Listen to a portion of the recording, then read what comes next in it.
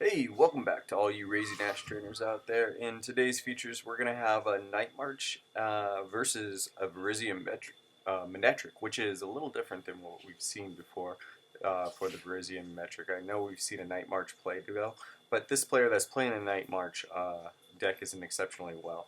Again, I've sped up the video, and we're going to take off putting our first Pokemon down in the active. These two are very good players, consistently strong players throughout the year.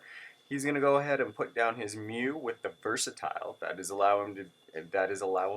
Allows him to do any attack on the board as long as he has the necessary energy for. And he's going to toss in some Punkaboos, play an Acrobite. Looks like a computer search there too.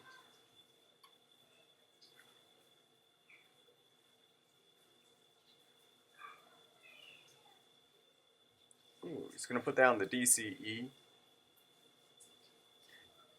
It looks like he's going to end. Now the other player's playing Genesect, and Genesect actually allows you to do, its ability allows you to attach a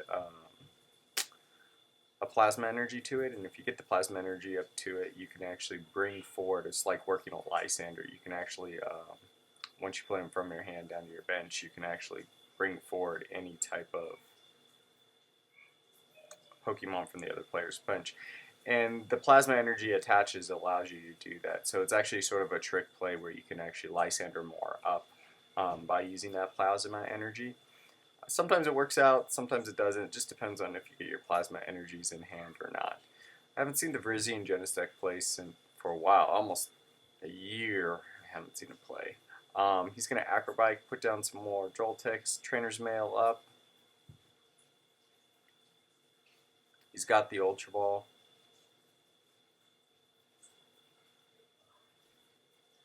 I really like these players. This player's mat too. Just really cool. Look at all those Pokemon on there.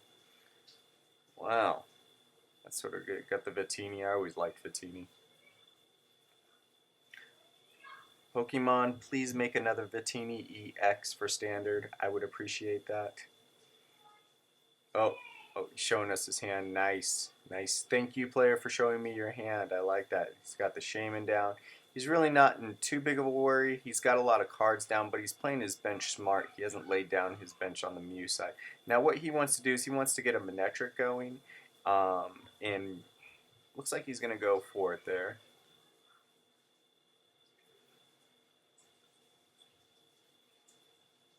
Computer search it out. Probably play that Ultra Ball down for you, Junipers. Man, he has some pretty cards. I always think Virizion is probably one of the prettiest cards in the entire format. Just really pretty. Oh, he decides to bench that one. So he's going to play down. He needs one more. There you go. He's got the Lysander in there. Full art Lysander. Just pretty cards.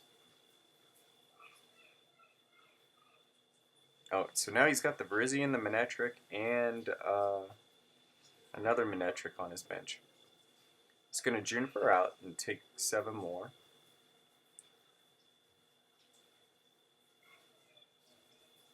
I don't think he doesn't have a shiny card. All those cards are pretty shiny. He attached. Oh, he decided to attach to the Manectric. Sometimes when you're playing, and this is why you're deliberate, in this type of scenario, he was able to take back that move. But again, when you get to the top tables and you make that attachment like that, sometimes they won't let you reverse that move.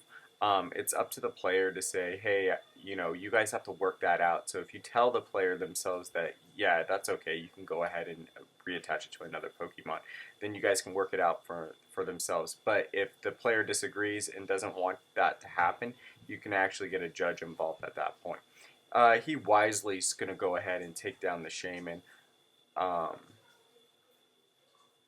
put down another lamp and put in another Shaman, and play another Shaman. I think that's a great play. I think you do not want too many Shamans on your bench in this matchup. You don't want to get up free prize cards. He's definitely going to put down the Dimensional Valley, and now he's going to be able to use the Joltex attack, even without the Dimensional Valley because he had the DCE. He'll be able to use the Joltex Night March attack. which will be devastating. I believe he might take the Genesect, depending on how many cards he had in there. I saw a couple Battle Compressor cards go in there.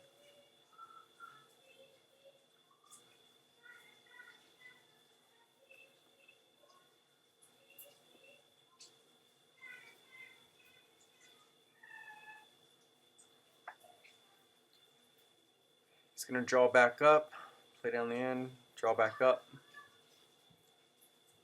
It's got the Jirachi promo.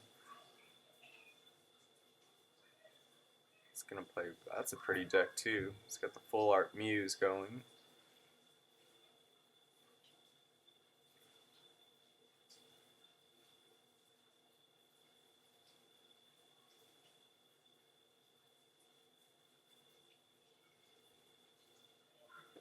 Ooh, I sort of got lost on that move. He pulled up the Mew from his active. He's reading the Versatile. And then possibly could have AZ'd it off. I'm not sure what happened in that move.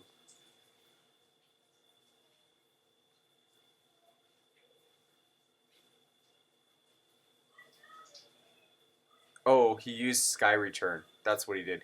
He used a Versatile off, and he's explaining it to us. He used a Versatile off the Sky Return and put the Mew back into his hand, which is a massive play there. That's a very smart play. By doing that, he is able to conserve the DCE and probably will be able to win the prize card exchange, because Joltik will only be doing a single point of damage here. The other player needs to be able to get an energy down somewhere. I do see the Plasma Energy, so that should be going. He does play that on the Manectric. In the old days, the object was to get the Virizion into the active to do the Emerald Slash to put down the 2 grass energies on the Genesect. But Manectric's so fast, sometimes you just want to go into the Mega Manectric and then charge Mega Manectric up, charge your other Pokemon up with Mega Manectric. So I think he's making some decisions on whether maybe he wants a Spirit Link and go into the Mega Manectric. But he's trying to find a way to possibly get that Pokemon out. Maybe he has an AZ to AZ the Genesect up. Looks like he has a Hex Maniac in his hand, but that would be a good play in order to shut Mewtwo's abilities off. And he is going to evolve, he's going to Hex, and that's going to stop Mewtwo. He does have that DCE, so it actually won't matter at this point because he's going to be able to pull off a Night March attack. He VS Seekers, and it looks like he's going to play down the N.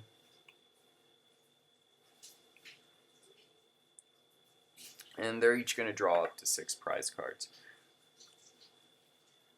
Doing that Sky Return was a nice, just a pretty move, because he's able to get that DCDE back down on the Joltik now, and now he's in a more dominant position where he can really take out this Virizion. The other player is just trying to figure out how to get that Genesect out to not give him up that prize card.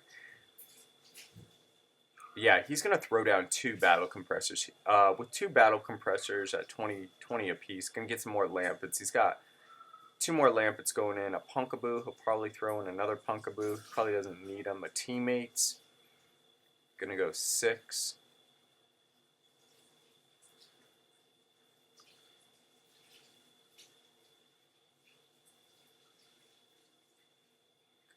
Play in another Ultra Ball. Nice. Nice. Just thinning the deck out. Sometimes you want to thin that deck out so that you're able to get the cards you need when you need them. And he's going to play down 2 Battle Compressors. I think he needs to organize his discard pile. Come on up here. He's already got 80. That's another 4, so that's 160. 160 probably I'm seeing. What is he? Yeah, he'll be able to knock out that Genesect next round. This round. And go up on the 2 prize card exchange. And he does. So now it's up to Mega Manectric to sort of hold him off here for a turn. He's going to Trainer Mail up. He's going to take that Spirit Link probably. He's going to be able to put down that Spirit Link. He's going to go to Mega Manectric. Definitely wants an energy drop this turn if he can. I think he has 1 or 2 energies in his discard pile. He could...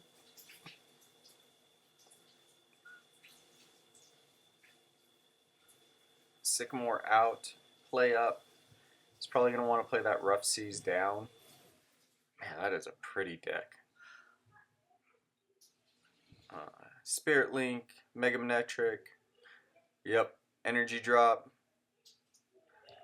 Looks like he's running full board right now. Got the 2 energies drops back on the Mega Manectric. He's going to go down to Joltik, which is a nice move. DCE the Joltik. He still has the Mewtwo, and at this point, I think he's doing 200 points of damage.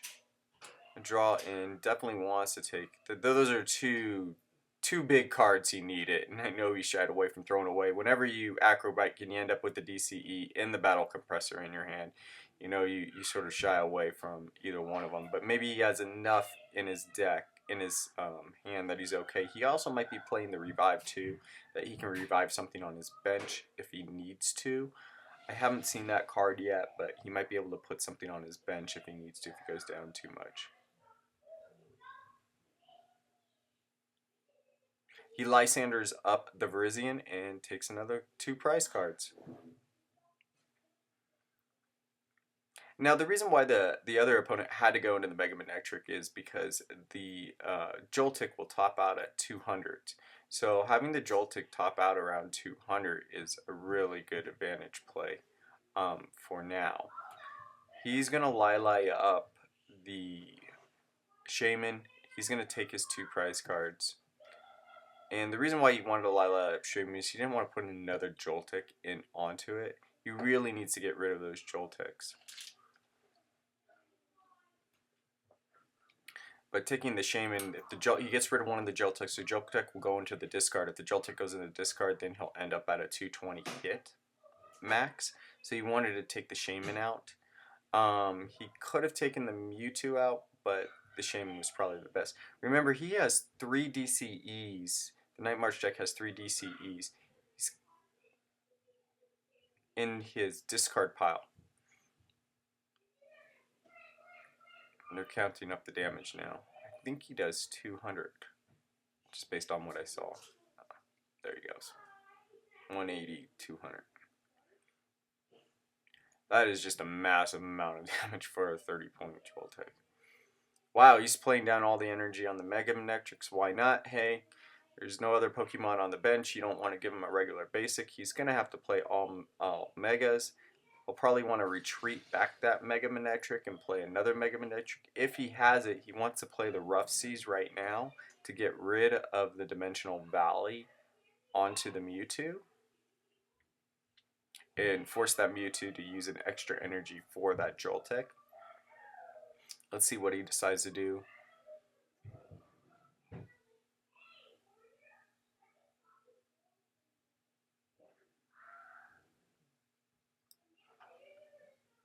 I think he's thinking about it, giving it a long thought there. I don't think he's played his supporter quite yet, so he can N. He's going to decide to N in. He's got it all energy. I think he's really searching for that Rough Seas. In order to play that Rough Seas, knock that out. Heal up that Manectric. Also, the other opponent might have the Lili or the VS Seeker in his hand. He had a pretty reasonable size hand. And if he ends him, he's going to deny him some resources. The opponent's going to go down to the Night March deck's going to go down to 2 cards, and he himself is going to go down to 4 cards, which is a brilliant play on his part, limiting those resources. 3 cards, limiting those resources. He's going to Acrobike and take the Plasma Energy.